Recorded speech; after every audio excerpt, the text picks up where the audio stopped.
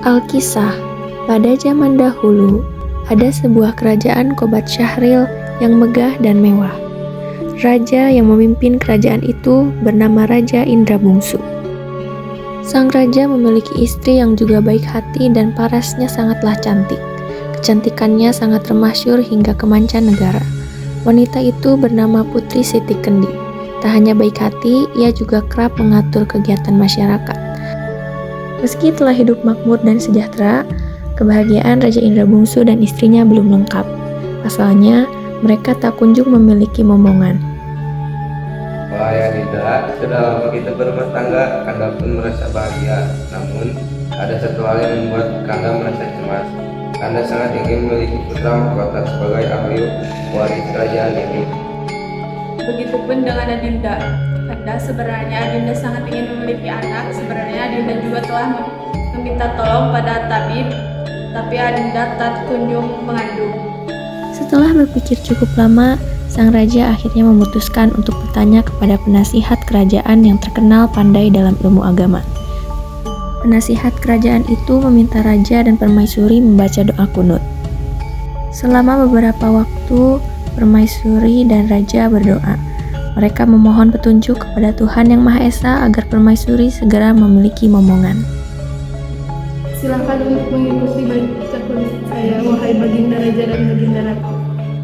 Allahumma hdini fiman hadait, wa afini fiman afait, wa tawallani fiman tawallait, wa barik li fiman atait, wa qini bi rahmatika syarra ma qadait, fa innaka taqdi wa la yuqda alaik, wa innahu la yadhillu man walait, wa la ya'izzu man adait. Tabarakta rabbana wa ta'ala. Lakal hamdu ala ma qadait. Pada akhirnya, sang permaisuri berhasil hamil. Betapa bahagianya Raja Indra Bungsu dan seluruh rakyat Qobat Syahril.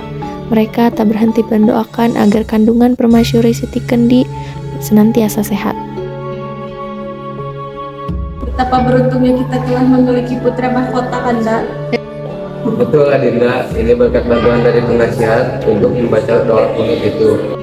Setelah genap 9 bulan, Siti Kendi ternyata melahirkan 2 orang anak kembar laki-laki yang sangat tampan. Raja Indra Bungsu menamai mereka Pangeran Syahperi dan Pangeran Indra Bangsawan. Mereka kembar. Pangeran Syahperi lahir terlebih dahulu, sehingga ia merupakan kakak dari Pangeran Indra Bangsawan. Maka, kedua putra baginda mencapai usia 7 tahun dan diperintahkan untuk pergi dan belajar pada Mu'alim Sufyan.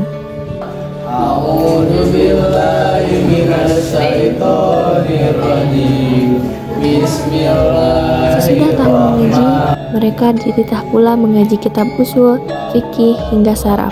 Tafsir sekaliannya diketahuinya. Setelah beberapa lamanya, mereka belajar pula ilmu senjata, ilmu hikmat, dan isyarat tipu peperangan. Mereka juga belajar silat bersama Mu'alim Sufyan. Maka baginda pun bimbanglah, tidak tahu siapa yang patut dirayakan dalam negeri karena kedua anaknya itu sama-sama gagah. Pada suatu hari, Raja Indra Bungsu bercerita pada kedua anak tampannya. Anakku, semalam ayahanda bermimpi. Dalam mimpi itu, ayahanda sedang berkuda. Tiba-tiba, ada seorang pemuda yang tampan. Ia membawa bulu perindu. Bunyi alat tiup dari bambu itu membuat hati ayah terasa tentram. Ayah sangat ingin memiliki bulu perindu itu, tapi ia tak memberikannya pada ayah.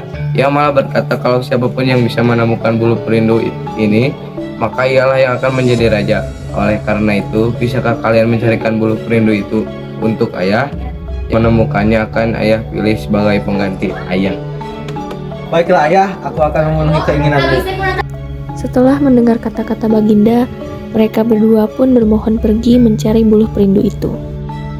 Mereka masuk hutan, keluar hutan, naik gunung, turun gunung, masuk rimba, keluar rimba, menuju ke arah matahari hidup.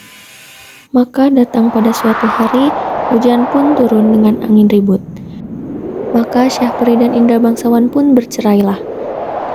Pangeran Syahperi terhempas di dekat pohon hingga ia tidak sadarkan diri. Setelah sadar, Pangeran Syahperi kebingungan. Ia melihat semua yang ada di sekitarnya telah porak-poranda. Ia bergegas bangun dan mencari adiknya. tapi ia tak kunjung menemukannya. Ia lalu melanjutkan perjalanannya menuju ke arah utara untuk menemukan adiknya dan buluh perindu. Tibalah ia di negeri yang sangat indah. Ia lalu melihat sebuah rumah dan memutuskan untuk mengunjunginya. Namun rumah itu tampak sepi. Pangeran Syahperi lalu masuk ke dalam rumah tersebut dan ia menemukan beberapa perempuan yang tampak terikat tali. Terima kasih Tuhan karena telah menyelamatkanku. Siapa yang tega mengikatmu dengan tali dan siapakah namamu? Namaku Dewi Ratnasari. Aku berasal dari kerajaan Asikin. Negeri tersebut telah hancur karena ulah Garuda. Sosok berbadan besar itulah yang mengikatku dengan tali. Aku akan membunuh raksasa itu. Lawan aku kalau berani. Benar saja, ketika sang Garuda datang, Pangeran Syahperi langsung menghadangnya. Pangeran Syahperi pun berhasil membunuh Garuda tersebut. Dewi Ratnasari sangat berterima kasih kepada pangeran. Tak lama kemudian, mereka saling suka dan memutuskan untuk menikah. Di sisi lain, Pangeran Indra Bangsawan juga selamat. Ia terdampar di balik batu. Ia juga mencari kakaknya, tapi tak kunjung bisa bertemu. Akhirnya, ia berjalan seorang diri ke arah barat. Ia lalu melihat rumah kecil dan menghampirinya. Sesampainya di pintu, ia bertemu dengan seorang nenek.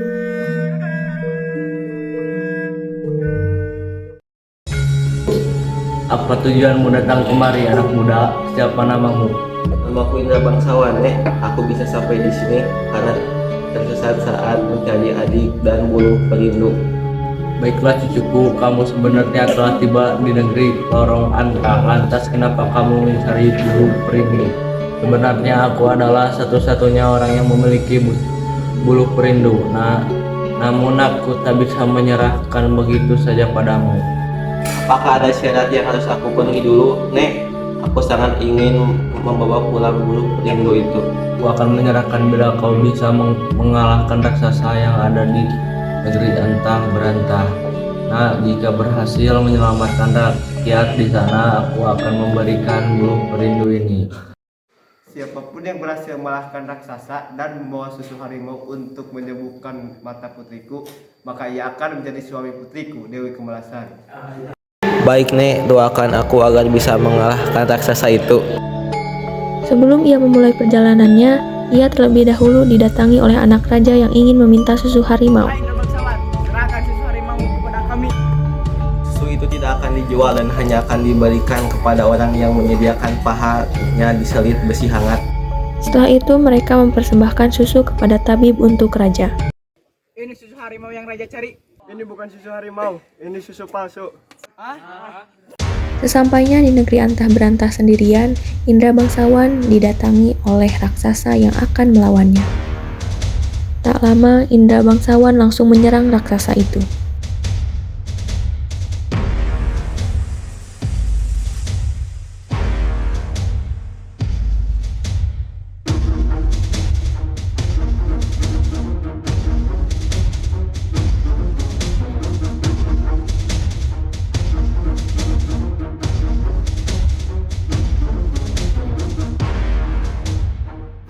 Dengan ilmu yang ia punya, Indra Bangsawan bisa mengalahkan raksasa tersebut. Mengetahui hal tersebut, Raja Kabir pun langsung menemui Pangeran Indra Bangsawan. Kira-kira dirimu wahai pemuda, kau sangat terampil dalam berperang. Aku berterima kasih karena kau telah menyelamatkan negeriku ini. Nama hamba Indra Bangsawan Tuhan, semoga selain negeri Kobasyah. Kamu sangat pandai dalam berperang. Lantas, apa yang membuatmu jauh-jauh datang kemari, Nak? Ini sangat panjang Tuhan, hamba akan menceritakannya di lain kesempatan. Namun hamba kemari memang untuk menyelamatkan negeri Antah Berantah ini. Kudengar kau sedang mencari susu harimau untuk menyembuhkan putriku itu. Aku memilikinya. Benar, aku mencarinya dan kau telah menyelamatkan negeri ini sekaligus membawakanku air susu harimau untuk anakku. Maka dari itu aku akan menikahkanmu dengan putriku Kemalasari. Sesuai sayembara, Raja Kabir pun lalu menikahkan Dewi Kemalasari dengan Indra Bangsawan. Pesta pernikahan itu dilangsungkan secara mewah selama 7 hari 7 malam. Lalu Pangeran Indra Bangsawan berkata, Adinda, Kanda merindukan kedua orang tua dan kakak Kanda. Esok Kanda berencana ke rumah seorang nenek untuk mengambil buluh perindu. Lalu Kanda akan kembali ke negeri Kobat Syahril. Maukah Adinda ikut Kanda? Tentu saja Kanda, Adinda siap mengabdi pada Kakanda. Setelah itu, mereka pergi menemui Raja Kabir untuk meminta izinnya. Wahai Raja Kabir, izinkan hamba membawa istri hamba untuk pulang menemui orang tua hamba. Wahai Indra Bangsawan, pergilah temui orang tuamu bersama anakku Kemalasari. Pergilah dengan selamat. Sebelum menuju ke Kobat Syahril, mereka mendatangi lorong Antabranta untuk mengambil buluh perindu. Nenek yang memiliki buluh perindu itu pun dengan sukarela menyerahkannya. Setelah memenuhi janji Muna, sekarang buluh perindu ini akan menjadi milikmu. Terima kasih banyak Nek, berkat bantuanmu aku bisa mendapatkan buluh perindu ini. Kami pamit untuk pulang ke istana. Saat mereka kembali ke istana, bersamaan dengan Syahperi dan istrinya yang juga kembali ke istana. Akhirnya kita bisa bertemu lagi, sudah. Kita bertemu di istana lagi. Benar, aku sangat senang kita bisa bertemu kembali dengan keadaan selamat. Pada saat itu pula, Indra Bangsawan menyerahkan buluh perindu kepada ayahnya. Ayah, aku telah menemukan buluh perindu yang kau perintahkan kepada kami. Gimana ini? Kau menepati janjimu Indra, kalian telah melakukan yang terbaik. Terima kasih banyak. Maka, Raja mengumumkan bahwa Indra Bangsawan adalah penerusnya. Wahai semua rakyat yang ada di kerajaan ini, mulai saat ini aku mengumumkan bahwa aku telah menentukan siapa yang akan menjadi penerusku. Indra Bangsawan adalah raja penerus di kerajaan ini untuk menggantikanku.